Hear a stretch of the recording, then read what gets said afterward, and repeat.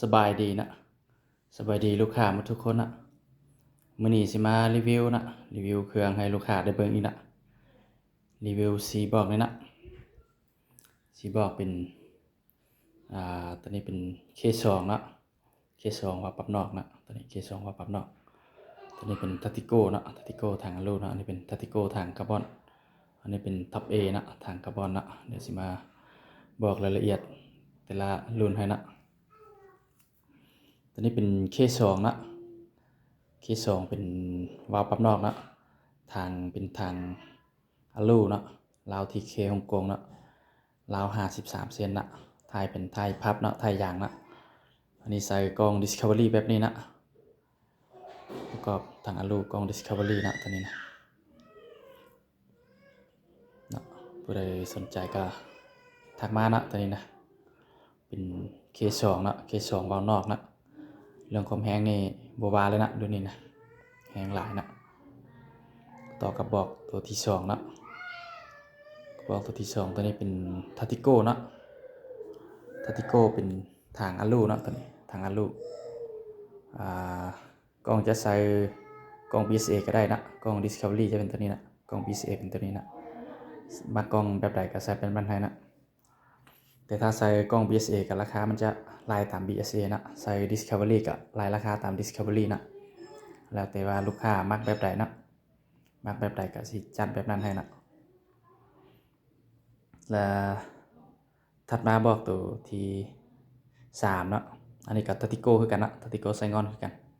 แต่จะทางจะเป็นทางคาร์บอนเนาะต่างแต่ทางนั่นแหละทางจะเป็นทางคาร์บอนเนาะตัวนี้ทางจะเป็นทางอลูอันนี้เป็นทางคาร์บอนเนาะทางคาร์บอนมันจะเบากว่านิดนึงนะน้ำหนักจะเบาหน่อยนึงแต่เรื่องความทนทานเป็นอย่างก็คือกันอยู่นะแต่มันน้ำหนักจะน้อยกว่านะตัวนี้นะน้ำหนักจะเบากว่าอันนี้ก็แล้วแต่มักประกอบเนาะมักใส่กล้อง Discovery ตัวนี้ก็ใส่กล้อง Discovery ให้ก็ได้มักใส่กล้อง BSA ก็ใส่กล้อง BSA ให้ก็ได้คือกันและตัวนี้ก็เป็น Top A นะ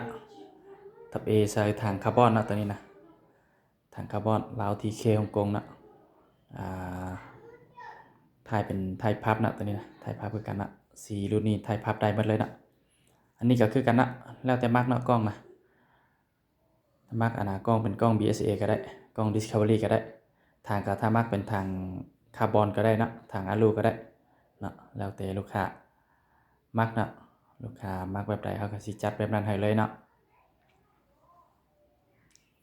อันนี้ผู้ใดอยากรู้รายละเอียดเพิ่มเติมเนาะอยากรู้ราคามีหยังเพิ่มเติมก็มีแต่ทักมาเลยนะราคาพร้อมแบ่งให้ลูกค้าเนาะแบ่งถึกๆให้เด้อลูกค้าคนใดสนใจก็ทักมาเนาะมาจำมาจองได้เลยเนาะช่วงนี้ก็เครื่องก็เข้ามาก็ยังบ่ค่อยปกตินั่นแหละแต่ก็เข้ามาได้นะหลายกว่าเก่าแล้วช่วงนี้ก็กลับมาขายเครื่องแบบว่าก็อีกปกติแล้วแหละเครื่องบ่ค่อยขาดแล้วช่วงนี้นะขาดแต่บางรุ่นเนาะขาดแต่บางรุ่นซื่อๆอันตัวนี้ถ้าผู้ใดเอาก็สิลายตามเนาะถ้าว่าเอาสูบเอาหยังเนาะหมดก็ได้คือกันนะถ้าบ่เอาสูบบ่เอากล้องบ่เอาหยังก็สิตัดออกนะแต่ว่าถ้าว่าบ่เอาแบบบ่เอาถังบ่เอาราวบ่จังซั่นมันบ่ได้แยกนะแต่ถ้าบ่เอาสูบบ่เอากล้องบ่เป็นสิรายราคาตามนั้นให้เนาะรายราคาขายให้เด้อมีแต่ลูกค้าคนใดสนใจก็ทักมาเนาะทักมาเครื่องมันมีพร้อมแบ่งให้เด้อมื้อนี้ก็สิมาพบลูกค้าทุกคนแต่ส่ำนี้นะเอาไว้เป็นโอกาสหน้ามีเวลาก็สิมาพบลูกค้าใหม่อีกนะให้เบิ่งจะแจ้งอีกนะรอบหนึ่งนะแล้วก็สิเอาไว้เป็นโอกาสหน้าเลยนะนี่เป็นเคส2นะแล้วถัดมานี่เป็นTatico นี่นะงามหลายนะทางอลูนะอันนี้เป็นงานใส่งอนทั้งหมดนะสีบอกนี่เป็นงานใส่งอนทั้งหมดครับประกัน100นะใส่งอนของแท้ทั้งหมดนะเบิ่งว่าลูกค้ามักแบบใดก็จัดไปนะพร้อมแบ่งให้ลูกค้าทุกคนเลยเรื่องความงามความใหม่บ่ว่าเลยนะถึกใจลูกค้าทุกคนนะผู้ใดที่มักเดินป่านี่รับประกันว่าถึกใจนะรับประกันว่าถึกใจทุกคนเลยเอามื้อนี้ก็พบทุกคนที่ส่ำนี้นะกันหน้าแล้วก็ค่อยมาพบกันใหม่